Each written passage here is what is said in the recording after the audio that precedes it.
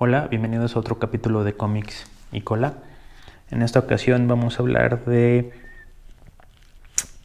una de estas rarezas que te encuentras en las cajas de cómics viejos y que pueden costar aquí en México 30 pesos, 25 pesos, los he visto hasta por 5 pesos, que sin embargo, a pesar de que parece una publicación antigua, porque es la reimpresión de una publicación antigua, si uno sabe lo que está viendo, realmente son piezas que vale la pena tenerse.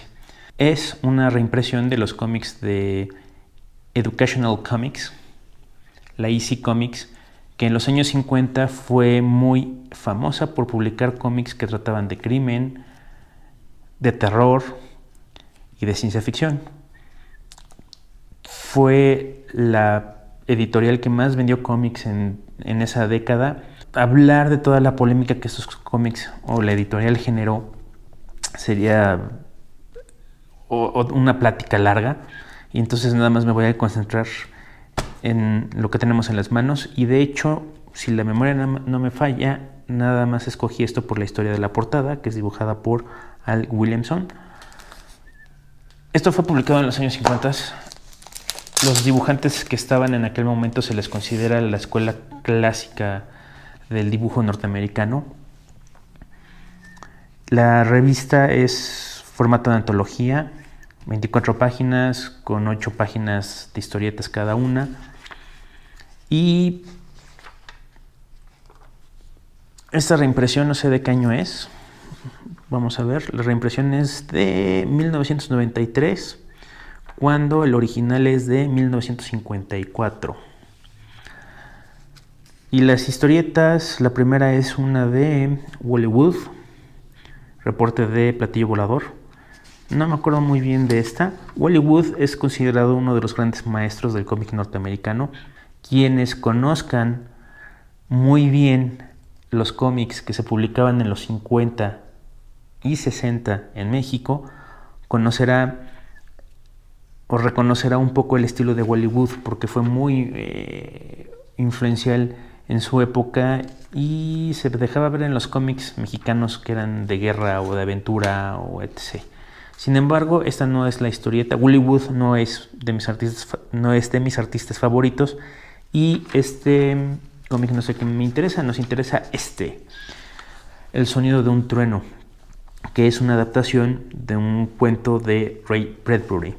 Si no recuerdo mal, hace unos 5 años, quizás hace 10, quizás hace 15, no lo sé, se hizo una adaptación en cine que no fue a ver nadie, tampoco la fui a ver yo, no se antojaba. El sonido de un trueno. En el futuro ya se puede viajar en el tiempo. El viaje espacio-temporal ya es posible. Y Bradbury utiliza la premisa de una manera sui generis. Aquí es para ofrecer safaris en el tiempo.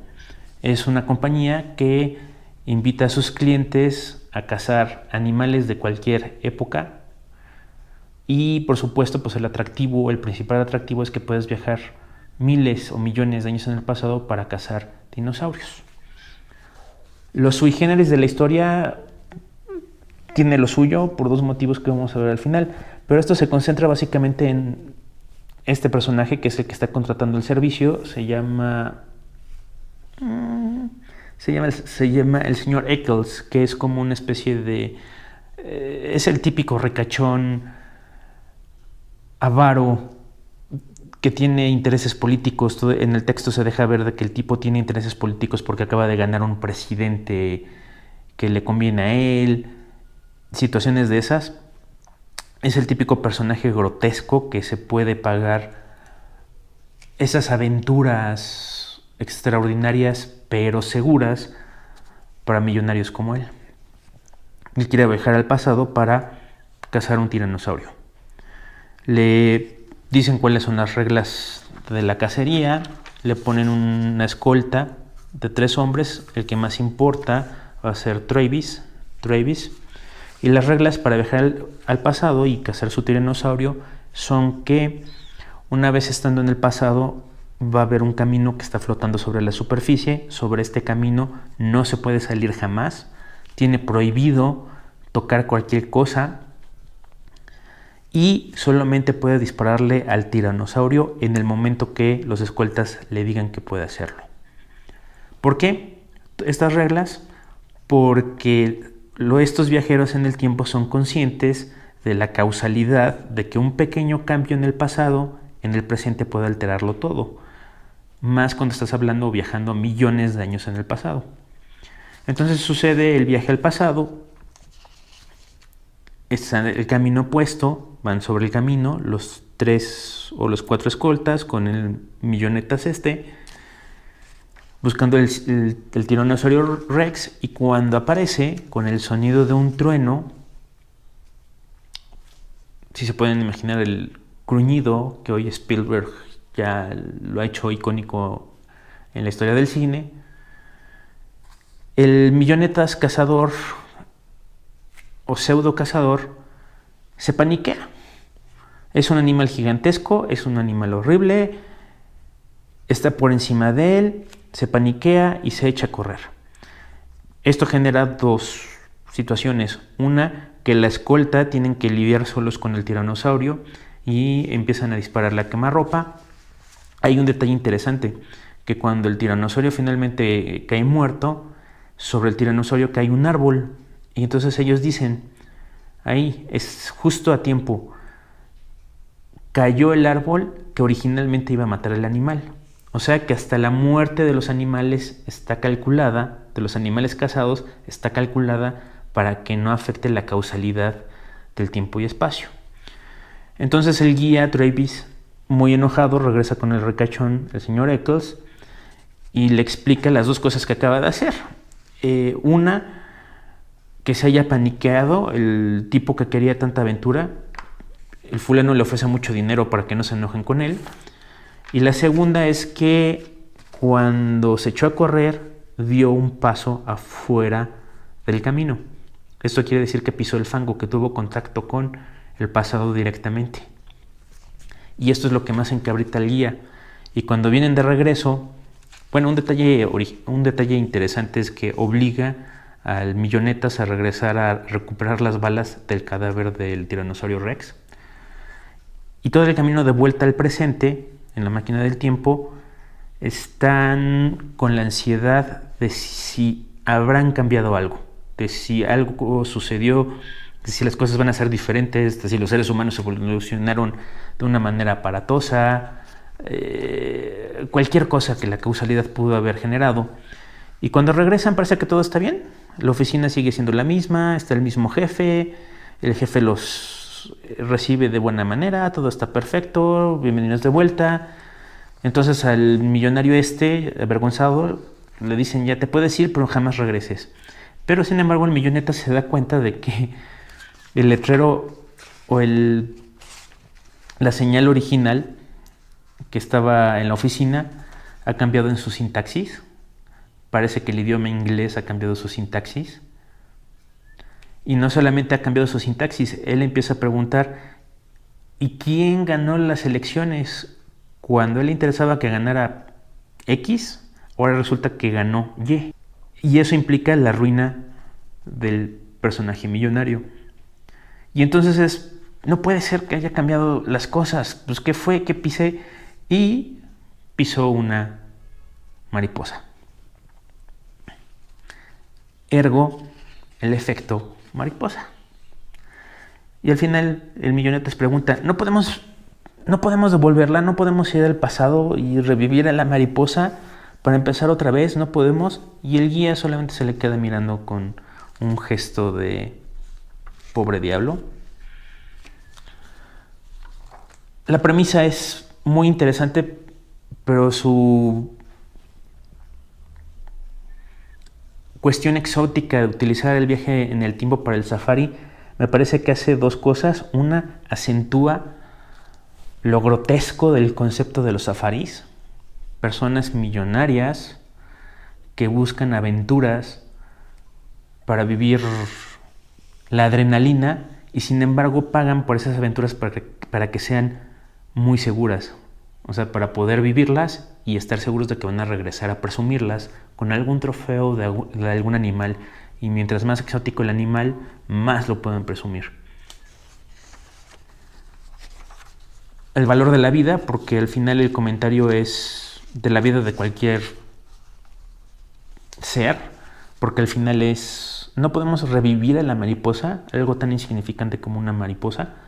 Cualquier ser, su vida es valiosa, es parte de lo que está diciendo. Y como ciencia, pues el efecto mariposa. Recordemos que esto es de 1954. Hoy parecería una historia muy obvia, no lo era en aquel tiempo. El dibujo de Al Williamson, de toda esta escuela de dibujantes de los años 40, 50, 60, Al Williamson creo que todavía llegó a dibujar hasta los años 90. Uno de mis favoritos, si no mi favorito, es precisamente Al Williamson. Tiene un estilo de pluma muy suelto. Sabe cuándo, sobre todo de que utiliza un valor de línea muy delgado, pero muy suelto. Quiere decir que no son líneas continuas todo el tiempo, que están abiertas. Y también, aunque utiliza mucho contraste de sombra, casi siempre se vale del valor de línea para sugerir las sombras en lugar de la mancha tal cual. Estos cómics se ven un poquito anticuados, no solo por el estilo de dibujo, que es maravilloso. Me gustaría ver un cómic de aventuras dibujado así hoy día. Bueno, lo hay, ya lo reseñaremos. Se publicó en los 80s, ya lo reseñaremos en otra ocasión. Pero de lo que no se beneficia mucho es esta tendencia que tenían de poner muchísimo texto. Muchísimo texto acompañando las viñetas. Esto tiene dos efectos. Uno positivo, uno negativo. El positivo es que de repente, y más cuando estás adaptando un texto de Ray Bradbury, que era un maestro del lenguaje, se pueden dar el lujo de poner, a pesar de que están describiendo lo que se está viendo, sí está metiendo más a la experiencia de lo que supuestamente estamos viviendo diegéticamente. O sea, es decir, las palabras meten más detalle para creernos la imagen. Y, por ejemplo, una fuente de sangre explotó desde la garganta del monstruo. Es una manera muy interesante de decir cómo finalmente las balas acribillan al tiranosaurio Rex. Esos pequeños toques poéticos que pueden estar en el texto, en la narración, pues sí dan cierta riqueza. Pero cuando es el efecto negativo es que cuando son tan excesivos, cuando los ponen de manera tan continua y ponen párrafos enteros de hasta 8 líneas, a veces de 10 líneas, lo que sucede es que se convierte en un texto ilustrado y es reiterativo.